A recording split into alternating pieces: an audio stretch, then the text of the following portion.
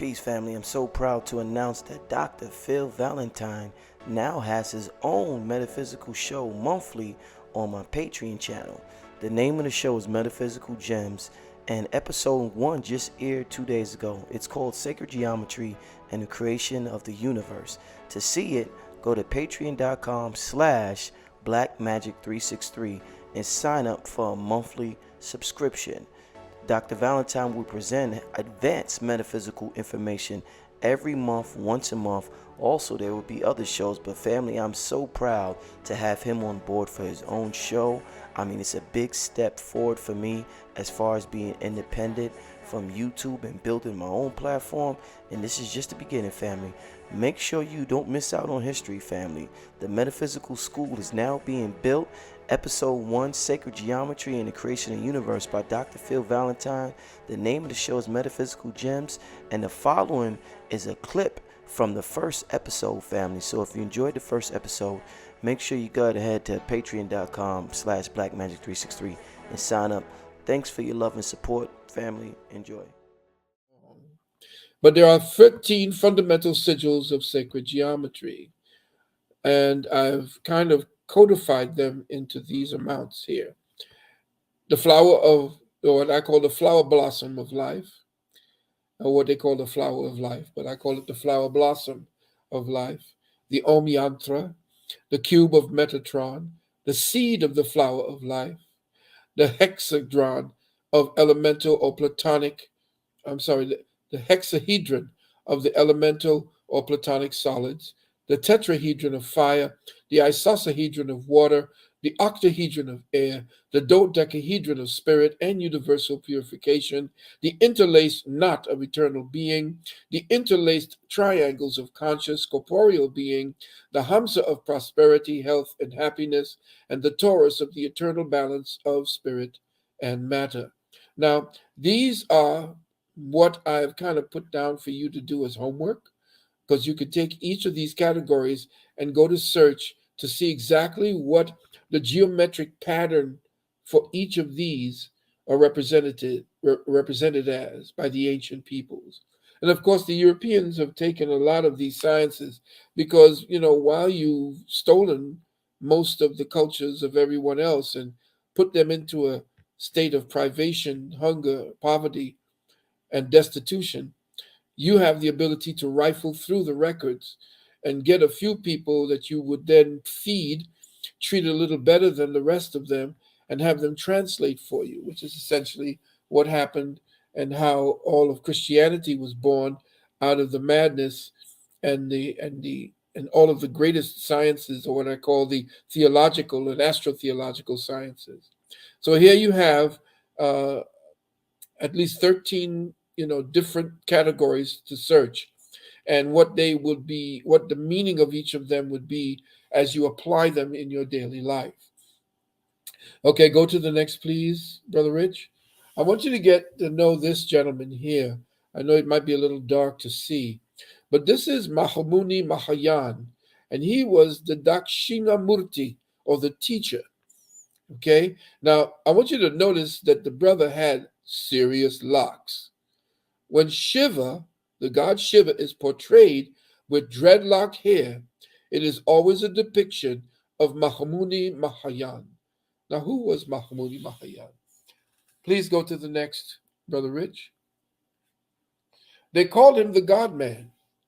He was the Imhotep of the Cushitic, the Indus Kush peoples. Okay? Because you remember, Kush gave birth to Kemet as well as the Indus Valley civilization. Most people are not aware of that. The Kushadwipas are all resonating outshoots from ancient Kush. Now, the god man Mahamuni Mahayan wrote, "There exists an order in the universe. There is a subtle universe and a material universe. This power is attributed to the consciousness of the cosmic space, as well as to the consciousness of the inner space of animate beings. This consciousness, by its personal effort to express its own inner feelings, causes a kind of vibration or pulsation in the inner spaces of animate beings, resulting in their auric energy grids. The vibration or pulsation, being the causal element of all these events, is called ka'Allah. Okay? Sound familiar? Yeah. A lot of the words and pronunciations, when it has to do with God, have dovetailed from a lot of the ancient Hindu peoples and ancient Chem. There's nothing new under the sun. This European couldn't find anything new spiritually if he tried. He had to pimp and take and steal, rob, pillage to get the information. Now you have to remember again, as I'm saying, this man was the Imhotep of ancient Dravidian civilization. And what he is speaking about is the fact that there is a consciousness in the inner space of animate beings. That consciousness is God as a spark.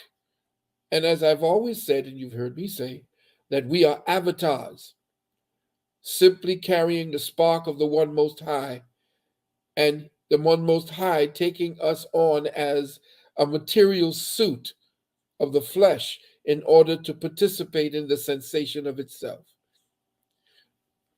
This is actually the force of energy aroused by the inner consciousness, causing waves and contributing to the growth of all living forms.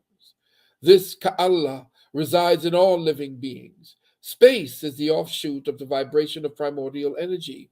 This is how space is born. All forms in nature are manifest forms of subtle energy.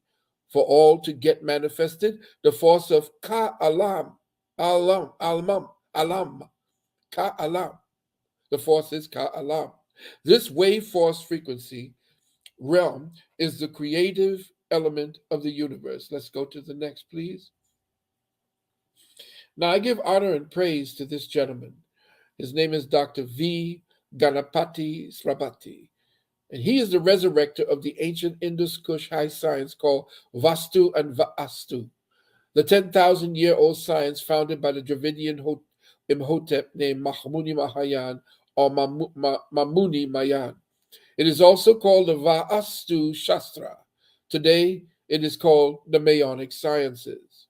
Grandmaster Ganapati said this science deals with the eternal process of subtle energy manifesting into material space or material forms. And that's exactly what we're talking about.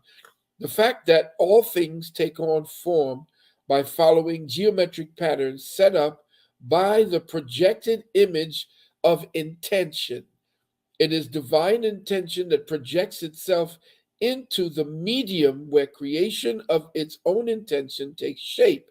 And that's what we call third density or third dimension. Everybody lives under a density, under a structured density that we call third density. And that's where we are at this time. We are under about 15,000 pounds per square inch of water, but in this case, what we are breathing is water from a different density.